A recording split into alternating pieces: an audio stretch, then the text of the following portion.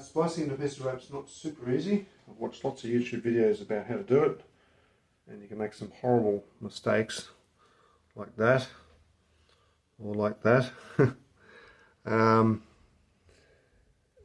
Anyway, here's a way that I've found that seems to work for me, and I haven't seen any other videos on YouTube or anywhere, and it just has a simple trick that means that you can make a splice and know if you've made a mistake all the way along, and you can also fix it at each step if you've had a problem with the splice you're making. So I've prepared this rope. I've taken the three ends, melted the ends, put tape on them just to make them a bit less likely to unravel. There's a piece of tape here with a little tab on it so I can undo it, and the idea of that one is to stop the strands from unraveling any further, which I think is fairly important. This one here marks the loop length where I want to make the splice. I don't think it's so important that is in place, but certainly this one I think is important.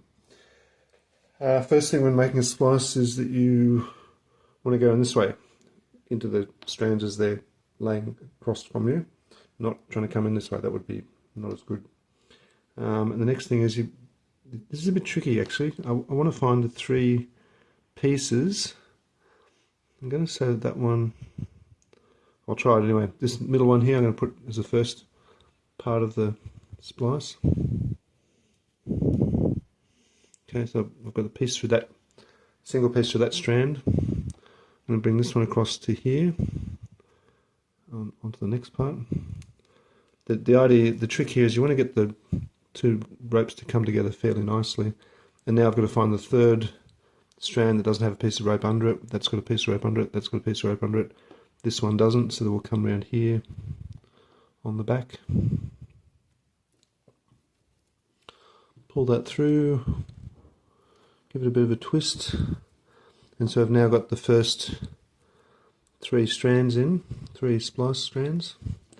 Now, as I said, there's a trick which allows you to see how you're going as you're going along, and that is to stop at this point and check that you've got all three coming out at the same position along the length of the rope. So if you look at the rope in this direction, this one comes out about there, this one comes out about there, and this one comes out about there as well.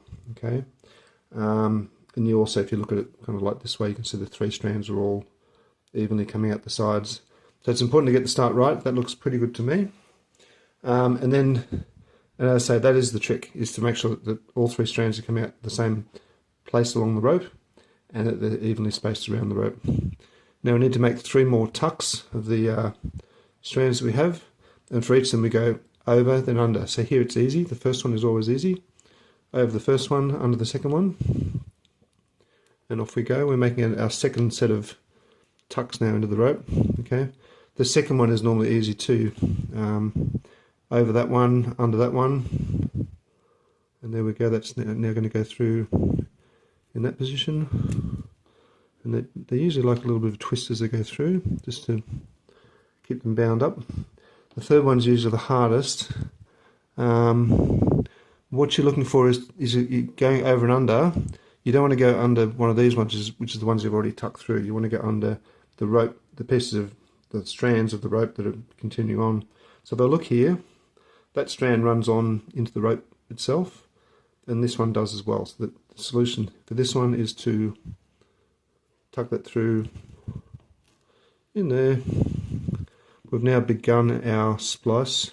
Okay, as with the first time.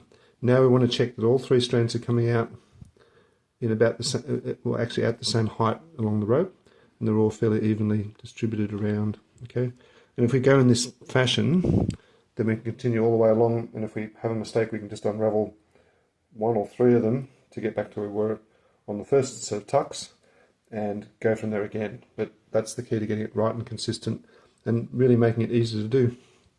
At this point, with two tucks, I can get some tension on the strands, and it's a good time after two tucks, I find, to pull through on all three strands just to get them into place. But essentially they will sit because of the bends in the rope, they'll sit fairly well, almost in a natural position by themselves. So now you don't need to have three different colours on the ends. we can pick any one of these 3 ropes to begin again. Let's pick this one. So the first one's easy, over and under.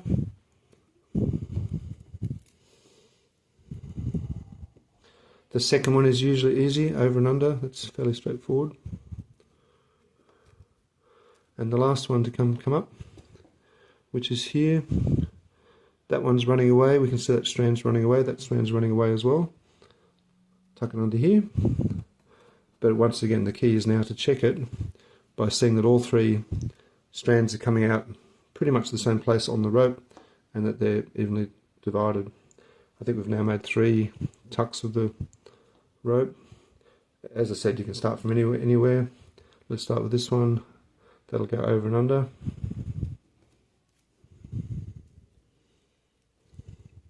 The next one, over and under.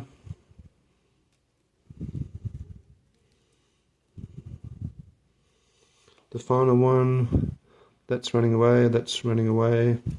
This one will go under here. Okay, check again. All 3 coming out same length along the rope, all 3 distributed. And off we go again. Let's pick any one. And we'll go over and under. I think we're on our 5th tuck now, so over and under. That's running away, that's running away, that's easy. In we go on the 3rd one. That's running away, that's running away. So let's tuck it under here. And you can see that what we've ended up with is a nice, consistent, reliable splice in the rope. There should be 5 tucks in there now. I could take the tape off and tuck these further into the rope. You could also trim the rope off with a hot knife and melt the ends, or you could cut it off and melt the ends with a cigarette lighter. That's a quick and easy way to do a splice in the 3-strand rope in a way that's reliable and fixable, and you can tell if you've got it wrong along the way.